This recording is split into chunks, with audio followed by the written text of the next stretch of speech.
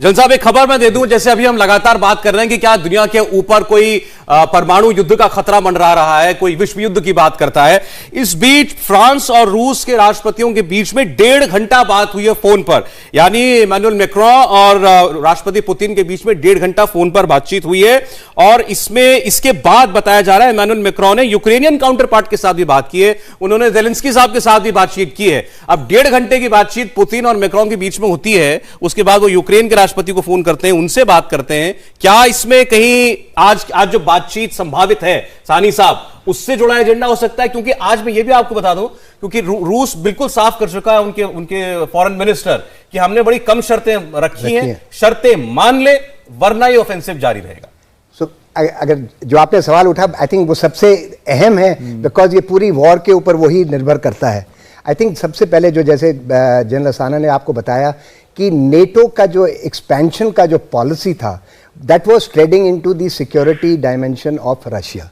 Russia को ये मंजूर नहीं था कि मेरे जो 31 पुराने CIS स्टेट्स हैं उसके अंदर उनको नेटो की मेंबरशिप दी जाए, दूसरी उनको EU की मेंबरशिप दी जाए। और आप जाकर देखेंगे तो 2015 में जो वो मैदान राइट्स हुए थे जो यूक्रेन के अंदर, जब पोरोशेंको वगैरह को डिथ्रोन किया गया था उधर उस पोजीशन से, वो इसी कारण हुआ था क्योंकि वो EU के साथ एक FTA पैक्ट करने वाले थे उसको रोकने के लिए। सो आप देखेंगे रशिया का एकदम एक ही सवाल है कि मेरे जो नियर अब्रॉड है उसके अंदर आप अपना कोई किसी प्रकार का नेटो को ना करें। एक पॉइंटेड सवाल सिर्फ इतना है कि अगर पुतिन मैक्रों से बात कर रहे हैं तो उनको भी यही कह रहे होंगे कि आप हमारी मांगे मनवाइए उससे, ज़ेलेंस्की से। नहीं, एब्सोल्युटली ज़ेलेंस्की से ज्यादा जरूरी है। अगर अमेरिका एक स्टेटमेंट करेगा तो आप लड़ाई का अंत देखना शुरू कर देंगे। वो कहे कि नेटो की expansion will be done keeping the security interest of Russia in mind, ये एक स्टेटमेंट होगी। आप देखेंगे कि अगले 48 घंटे के अंदर लड़ाई खत्म हो जाएगी। जनरल साहनी, यूक्रेन इस बीच में कितना कुछ खो चुका है। अगर आप इतिहास में भी जाएं, ये वही अमेरिका है, वही ब्रिटेन है जिसके कहने पे अपने परमाणु हथियारों को, उसने अपनी शक्ति को नष्ट कर दिया। अब उन्हीं के कहने पर ये एक चर्चा चल रही है कि वो इस तरीके की वॉर में चला गया। आपके शहर के शहर तबाह हो रहे हैं, आपके 10 लाख सिविलियंस देश छोड़कर पलायन कर चुके हैं, कई मारे जा चुके हैं, कई युद्ध के इलाकों में फंसे हुए हैं। यूक्रेन ने खोया ही खोया है। नहीं, वो आप सॉरी जनरल सानी, जो आप कह रहे हैं वो एकदम दुरुस्त है। अगर लड़ाई होगी तो हानिकारक चीजें होंगी लोगों को, मटेरियल को, इंस्टॉलेशंस को, वो तो कोई शक नहीं है। मगर मैं कह रहा हूं कि जिस चीज़ के ऊपर आप कह रहे हैं कि रुक सकती है या वॉर रुकनी चाहिए, वो यही है कि आप रशिया के सिक्योरिटी इंटरेस्ट को थोड़ा ध्यान दें, उनकी बात करें, उससे आप बातचीत की टेबल पे आएंगे और उसके बाद आपको मसला मिलेगा और हल मिलेगा। अगर आप नहीं करेंगे तो ये लड़ाई जारी रहेगी। डिपेंड इसमें करता है सौरभ, हल ढूंढना चाहते भी हैं यूक्रेनियन प्रेसिडेंट और नहीं, बट यूक्रेन का भी आपको थोड़ा ध्यान देना पड़ेगा कि Ukraine was a carving of a state which was done after 1915, after the Russian revolution. Otherwise Russia के 3 हिस्से थे, बेलारूस, यूक्रेन और रशिया। ये एक कंबाइंड रशियन हार्टलैंड होता था। और अगर आप देखें तो ये जो डिविजन्स हुई थी, सब डिवीजन जिस प्रकार हमारे देश में हुई हैं, these were done after the Russian revolution, so they were artificially created by the Soviet union for its own administration. आज इतिहास से ज्यादा जरूरी भविष्य लग रहा है। हाँ, बात सही है। आगे क्या होने जा रहा है, ये दूसरी बार बातचीत हुई है, आपको बता दें, राष्ट्रपति पुतिन और राष्ट्रपति मैक्रों के बीच में। और आज तो 1.5 घंटे की बातचीत हुई है। और जैसा हमारे एक्सपर्ट्स आपको बता रहे हैं, सब सवाल केवल इतना ही है, पुतिन भी यही बात बार बार कह रहे होंगे उनसे कि अगर नेटो या अमेरिका या कोई बड़ा वेस्टर्न कंट्री ये कहता है कि नेटो का एक्सपेंशन इस तरीके से नहीं किया जाएगा कि उससे रूस को कोई खतरा महसूस हो, ये एक स्टेटमेंट देने भर से ये युद्ध रुक सकता है। साथ ही साथ जो दूसरा ऑब्जेक्टिव है जनरल पाधी, राष्ट्रपति पुतिन का रिजीम चेंज, तो उनकी मांगों में वो चाहे मैक्रों से बात कर रहे होंगे या उनके जब फॉरेन मिनिस्टर बोलते हैं, तो ये साफ रहेगा कि कम से कम ज़ेलेंस्की को तो जाना पड़ेगा। बिल्कुल, उनका जो पॉलिटिकल ऑब्जेक्टिव है तो पहला यही था कि एक उन्हीं को जो सपोर्टिंग रिजिम वहाँ पे आए, तो ये उनका पॉलिटिकल ऑब्जेक्टिव है, पुतिन साहब का पहले से ही था।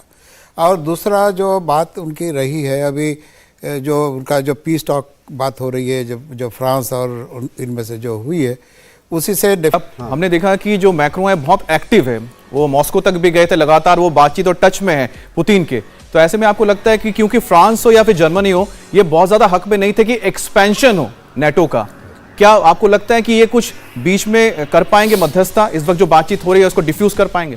देखिए, सबसे पहले तो यूरोपियन यूनियन जिसमें फ्रांस और जर्मनी ज़्यादा मुख्य हैं, ताकतवर। उनका सबसे बड़ा कंसर्न ये है कि वो नहीं चाहते कि इस किस्म से लड़ाई हो या जो उनकी गैस उनके यहाँ आ रही है वो गैस बंद हो जाए। तो ये एक मेजर कंसिडरेशन है। दूसरी बात मैं ये कहूँ कि एनालिस्ट के तौर पर अगर आप देखें इस पूरी लड़ाई का सोल्यूशन हो क्या सकता है। नाटो नहीं चाहता कि वो उनका जो लैंड बॉर्डर है वो रूस के साथ लगे, इसीलिए 2008 में सवाल एक है कि एक मिनट सुन लीजिए। नहीं सर, मैं इसलिए बोल रहा हूं कि मैक्रो का जो लगातार बातचीत करना, आपको कितना लगता है कि डिफ्यूज कर पाएंगे वो? नहीं, कोशिश करेंगे वो, क्योंकि वो उनका भी कंसर्न है, वो नहीं चाहते कि ये हो। तो अगर जैसे 2008 में अगर यूक्रेन ने मांगा था सदस्यता नाटो की, वो अभी तक इसलिए नहीं दी गई है क्योंकि वो नहीं चाहते कि बॉर्डर लगे रशिया के साथ। उसी मुताबिक रशिया भी नहीं चाहता कि उसका बॉर्डर लगे नाटो के साथ, डायरेक्ट लैंड बॉर्डर। और जो सी है उसका, सी का जो रूट है वो बंद हो जाए। जब दोनों नहीं चाहते तो झगड़ा हाँ, क्यों? झगड़ा इसलिए हो रहा है, ये झगड़ा इसलिए हो रहा है कि हालांकि दोनों नहीं चाहते, लेकिन अभी ये फालतू की वो उठाई जा रही है कि उसकी सोवरेनिटी है कि वो किसी के साथ मिल जाए। इसमें तो विलेन तो फिर यूएस बन के निकल रहा है। बिल्कुल, यूएस ही विलन है, यूएस ही विलन है, क्योंकि यूएस आप देखिए इस लड़ाई में, बट अगर आप देखें, छोटी सी बात ऐड कर दूं इंडियन पर्सपेक्टिव में, अगर चीन ये चाहेगा कि वो नेपाल में जाकर अपने मिलिट्री इंस्टॉलेशंस लगा ले तो क्या भारत चुप बैठेगा? बिल्कुल, वही मेक्सिको में जाकर अगर चाइना लगा ले तो वही बात, तब क्या मानेगा वो? और आप देखिए क्यों है ऐसा, क्यों ऐसी बात है। इस पूरी लड़ाई में जाहिर है कि नतीजा कुछ भी हो, रूस इकोनॉमिकली बर्बाद होगा, यूक्रेन फिजिकली बर्बाद होगा, और यूरोप, लेकिन सबसे ज्यादा फायदा होगा यूएसए को। यूरोप की प्रॉब्लम यह आएगी कि यूरोप को भी इकोनॉमिकली काफी झटका इशू होगा। हाँ, अच्छा, दो बातें। एक तो अभी आपने चूंकि सवाल उठाया, वैलिड सवाल है। फ्रांस और जर्मनी नहीं चाहते थे कि ये संकट खड़ा हो, वो नहीं चाहते थे कि यूक्रेन नेटो में आए, और उनके अगर वो नहीं चाहते थे तो ये कभी मुमकिन ही नहीं था। बिल्कुल, नेटो में अगर एक सदस्य देश भी ना कर दे तो आप नहीं ला सकते किसी बाहरी देश को। पहली बात तो ये बड़ी अजीब सी इसके बावजूद युद्ध हुआ। दूसरी बात, अभी जो आप जो बात कह रहे थे कि फ्रांस का क्या इन्फ्लुएंस है, राष्ट्रपति जेलेंस्की की राष्ट्रपति पुतिन के साथ पहली मुलाकात वो फ्रांस में हुई है, और जो मीटिंग या जो भी वो जो समिट था उसकी अध्यक्षता प्रेसिडेंट मैक्रोन कर रहे थे, उनकी मौजूदगी में हुई है। और वो वीडियो अगर कोई देखे तो उसमें जेलेंस्की बड़े नर्वस नजर आते हैं। बिल्कुल नहीं, आपने बहुत ही सही बोला, क्योंकि आपने जिसका जिक्र किया कि जो मुलाकात हुई थी, उस मुलाकात को लेके बहुत हेडलाइन में आई थी, क्योंकि ऐसा माना जा रहा था कि जैसे कि पाकिस्तान का कोई प्रधानमंत्री और भारत का प्रधानमंत्री मिल रहा हो किसी न्यूट्रल जगह पे, वैसे हालात थे। जी, यूक्रेन के एक बड़े शहर पर रूस का कब्जा हो गया। इसी बीच बड़ी खबर आ रही है युद्धग्रस्त इलाके से। रूस ने दावा किया है कि खेरसोन शहर पर उसने कब्जा कर लिया है। बड़ी खबर। खेरसोन के गवर्नर ने रूसी कब्जे की पुष्टि भी कर दी है, यानी ये दावा अब केवल आप रशिया का नहीं कह सकते, ये अब आपका यूक्रेन का भी यही दावा है। वहां के गवर्नर ये कह रहे हैं कि खेरसोन पर रूस की सेना ने कब्जा कर लिया है। खेरसोन का ओब्लास्ट प्रशासनिक भवन की बिल्डिंग पर भी कब्जा हो गया है, ये खेरसोन के गवर्नर का कहना है। बिल्कुल,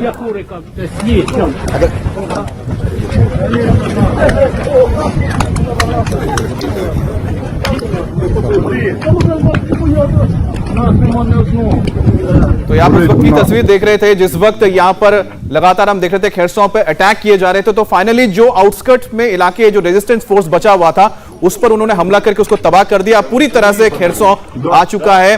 रशिया के शहर के बारे में बता दीजिए हमें, बहुत इंपॉर्टेंट है। अगर हम मैप दिखा पाते तो बहुत अच्छी तरह समझा पाते कि इतना स्ट्रेटेजिक ये शहर है खेरसों का, क्योंकि नीचे इसके क्रेमिया लगता है, क्रेमिया से ठीक सटा हुआ इलाका है ये खेरसों। इसकी सबसे बड़ी स्ट्रेटेजिक और ये बात आती है कि अगर आप इसके वेस्ट में जाते हैं तो आपका पड़ता है वहां पर पूरा ब्लैक सी का हिस्सा, और अगर आप ईस्ट की तरफ चले आते हैं, नॉर्थ ईस्ट की तरफ, तो आप पहुंच जाते हैं सीधा मतलब जनरल सानी क्रीमिया से जो एडवांस और जो आप कह रहे थे नीचे से जो आक्रमण शुरू किया, अब वो आगे बढ़ रहा है और एक बड़ा स्ट्रेटेजिक शहर इनके कब्जे में आ गया है।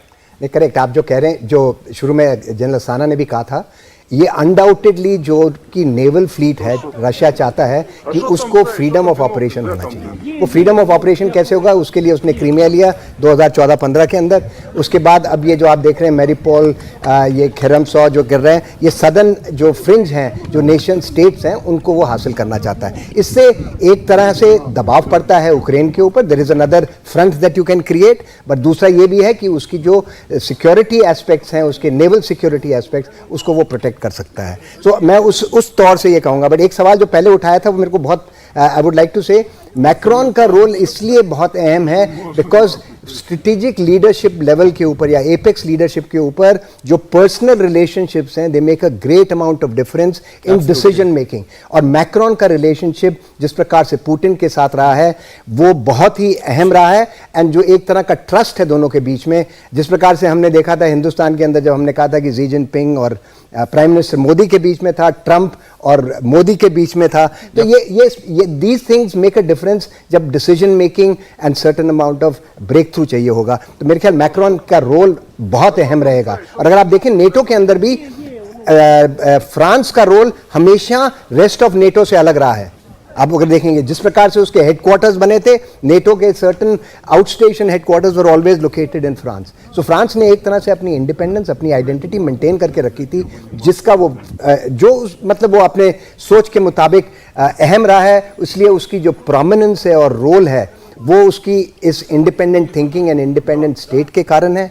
जर्मनी की है because of its economic advantage, which is how these two states एक तरह से पावरफुल बन जाते हैं। लेकिन सब ब्रिटेन का रुख बिल्कुल अलग है। बोरिस जॉनसन साहब जो है वो सुबह शाम जो है वो रूस को धमका रहे हैं, उकसा भी रहे हैं।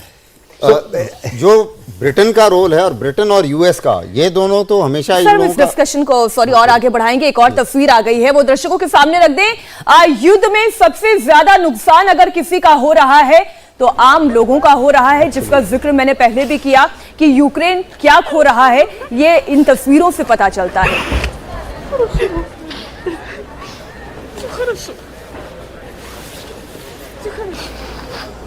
ये खार्किव शहर जहां जबरदस्त बमबारी हो रही है, वहां से एक परिवार के कुछ सदस्य जब बाहर निकल आए सुरक्षित, तब एक दूसरे से कैसे मिले हैं वो देखिए। ये तीनों बहनें हैं, तीनों युद्ध के पलों में एक दूसरे को देख पाएंगी, शायद संशय में ही जी रही होंगी, और इसलिए जब एक दूसरे से मिली तो भावनाओं का वो जो कहते हैं ना ज्वार भाटा, वो दिखाई दे रहा है।